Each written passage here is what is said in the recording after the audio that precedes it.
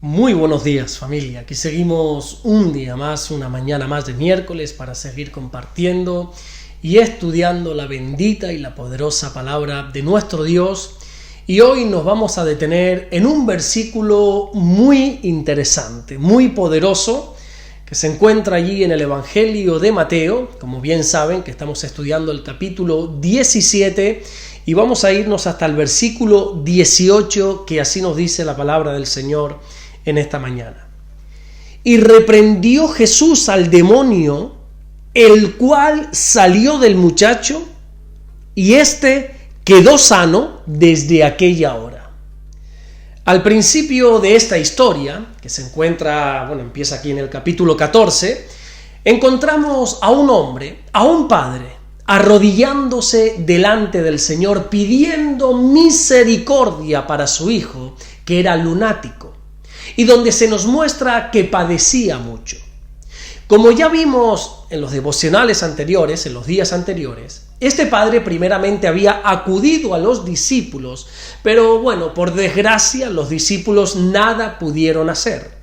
Pero cuando Jesús estuvo frente a frente con este muchacho, lo que nos enseña este versículo es que lo primero que hizo el Señor fue reprender al demonio. Este es sin duda un acto de poder de nuestro Dios. Jesús no perdió el tiempo, no dejó escapar ni un segundo más, sino que directamente se da cuenta que lo que está atormentando a este chico, a este muchacho, no es una enfermedad física, tampoco es una enfermedad mental, sino que es una enfermedad espiritual. Y por lo tanto reprendió al demonio, dice el texto. Y ese demonio, dice el versículo, que salió del muchacho. Cuando nosotros estudiamos los evangelios, nos vamos a dar cuenta que Jesús desde el comienzo, desde el principio de su ministerio, mostró que quien tenía el control absoluto sobre el mundo espiritual era Él. En este Evangelio de Mateo, por ejemplo, allí en el famoso capítulo 4, encontramos a Jesús saliendo victorioso de 3 tentaciones que el propio Satanás le hizo al Señor. En este Evangelio de Mateo simplemente nos dice que Jesús reprendió al demonio. Pero cuando nosotros nos vamos, por ejemplo, al Evangelio de Marcos, que en este asunto de la liberación de este muchacho lunático es mucho más específico, vemos que lo que Jesús hizo fue decirle al demonio: espíritu mudo y sordo, yo te mando, sal de él y no entres más. Eso lo podemos encontrar allí en el Evangelio de Marcos, en el capítulo 9 y en el versículo 25. Jesús le dio una orden al demonio. Date cuenta de algo que yo considero que es tremendamente importante. Jesús no negoció con el demonio. Jesús no mantuvo una conversación con él, sino que le mandó a salir, le ordenó que se marchase. Pero no solamente le dio la orden de irse, sino que le dijo: no entres más en él. Hoy en día el tema de la liberación espiritual, desgraciadamente, se ha convertido más como en una especie, de show, de circo, que en un acto de libertad para la persona. Jesús no hizo ningún espectáculo.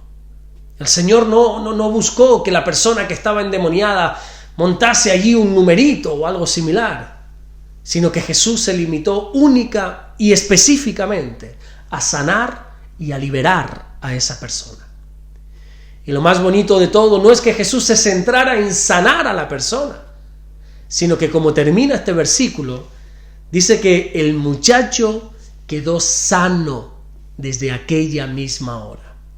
Hubo un antes y un después en la vida de este chico cuando se encontró con Jesús. Fue sano completamente. Fue una sanidad inmediata. La liberación de Jesús no solamente lo liberó espiritualmente, sino que también lo sanó físicamente. Fue completa la sanidad de este hombre. Y no sé a ti, pero a mí me llena de alegría saber que tengo un Dios que sana, saber que tengo un Dios que, como dice la Biblia en Éxodo capítulo 15 y en el versículo 26, yo soy el Señor tu sanador. Y el Señor es nuestro sanador en todos los aspectos de nuestra vida. El Señor nos sana espiritualmente, el Señor nos sana físicamente y, cómo no, el Señor también nos sana emocionalmente. En el Señor encontramos una sanidad completa para nuestra vida.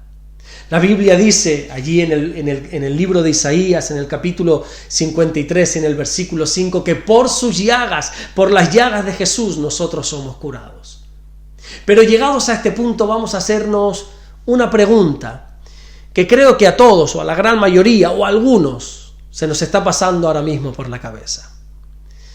¿Por qué hay veces que oramos al Señor? ¿Por qué hay veces que nos acercamos a Jesús, como lo hizo este muchacho, pero a veces nosotros, sin embargo, no somos sanados? Porque si somos honestos, tenemos que reconocer, o yo por lo menos, que muchas veces hemos orado por sanidad y aparentemente nada ha ocurrido. Y esta pregunta creo que por lo menos tiene dos respuestas. La primera respuesta, creo que ya la estuvimos tratando en el día de ayer, y es la falta de fe de los discípulos. A veces el discípulo que ora por una persona para que sea sana no tiene la fe necesaria para que ocurra ese milagro por el cual se está pidiendo.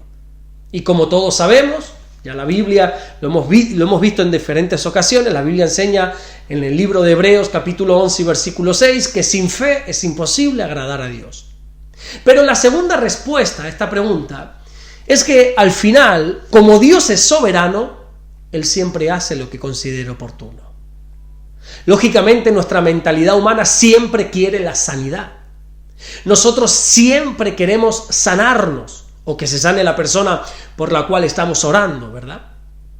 Pero aunque nos cueste entenderlo, a veces esa no es la voluntad de Dios. Yo como pastor he tenido que oficiar unos cuantos funerales de creyentes. Y en esos funerales pues ha habido de todo tipo de personas. Personas mayores que ya han partido con el Señor a causa de la edad que tenían. Pero luego también hay otras personas que me ha tocado despedir a una temprana edad. Gente que tengo constancia de primera mano que amaban a Dios.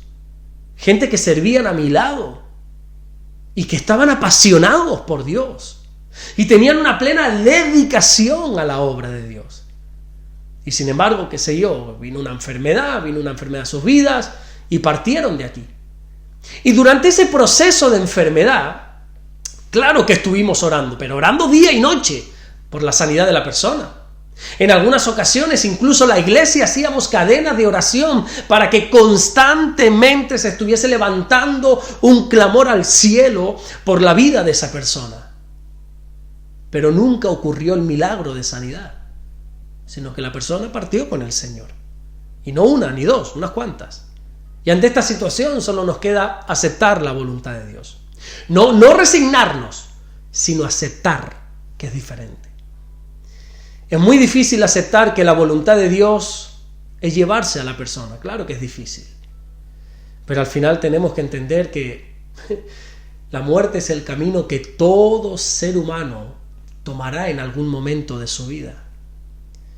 Yo te confieso algo, mira, mientras yo tenga vida, seguiré orando por los enfermos. Seguiré orando para que Dios traiga liberación sobre las personas endemoniadas. Seguiré clamando al Dios de los cielos para que obre milagros. Y aunque quizá en muchas ocasiones no ocurra esa petición, no ocurra ese milagro que yo estoy pidiendo, eso no quiere decir ni muchísimo menos que Dios no tenga el poder para hacerlo. Simplemente, aunque haya tristeza en mi corazón, aún así lo que nos toca es aceptar la voluntad de Dios. Una voluntad que, como dice la Biblia a través del apóstol Pablo, en esa preciosa carta que le escribe a los romanos, en el capítulo 12 y en el versículo 2, la voluntad de Dios es buena, es agradable y es perfecta. Quizá ahora no entendemos por completo la voluntad de Dios. Quizá ahora ni siquiera entendemos el porqué de muchas cosas. Pero el día que estemos frente a Jesús, todo lo vamos a comprender. Pero nunca te olvides de esto. La voluntad de Dios es buena, la voluntad de Dios es agradable y la voluntad de Dios es perfecta. Amén. Vamos a orar en esta mañana y vamos a darle gracias al Señor. Señor, te damos las gracias porque tú eres bueno, Señor. Gracias te damos por habernos levantado un día más de la cama, por darnos salud, por dejarnos respirar, Señor. Te damos las gracias en esta mañana, aún por las cosas que no entendemos, aún por las cosas que no comprendemos, pero reconocemos que tu voluntad siempre es mejor que la nuestra. Tus designios siempre son mejores que los nuestros. Ayúdanos, Señor, a aceptar siempre tu voluntad, sea lo que sea. Como dice tu palabra en el libro de Jeremías, sea bueno, sea malo, a la voz del Señor nuestro Dios obedeceremos para que nos vaya bien. Gracias, Señor, porque tú eres bueno. Tu voluntad es perfecta, agradable, es buena para nuestra vida. Te amamos y te bendecimos en el nombre de Jesús. Amén y amén. Que Dios te bendiga. Nos vemos mañana jueves, Dios mediante, para seguir compartiendo la palabra del Señor. Como siempre te digo los miércoles, si eres de Fuerteventura, estás invitado esta tarde a las 6 de la tarde, sea en la iglesia que tenemos en Puerto Rosario, sea en la iglesia que tenemos en el sur de Fuerteventura, para recibir el culto o el estudio bíblico que tenemos, culto de estudio bíblico a las 6 de la tarde. Hoy a las 6 no tenemos entrevista con David, ya Dios mediante la próxima semana retomaremos la tercera temporada de las entrevistas en la radio, pero bueno, ya hoy miércoles de momento no tenemos para publicar, pero sí tenemos culto presencial aquí a las 6 de la tarde, tanto en la iglesia de Puerto como en la iglesia del sur de Fuerteventura. Nos vemos mañana, Dios mediante, para seguir compartiendo la palabra del Señor. Dios te bendiga.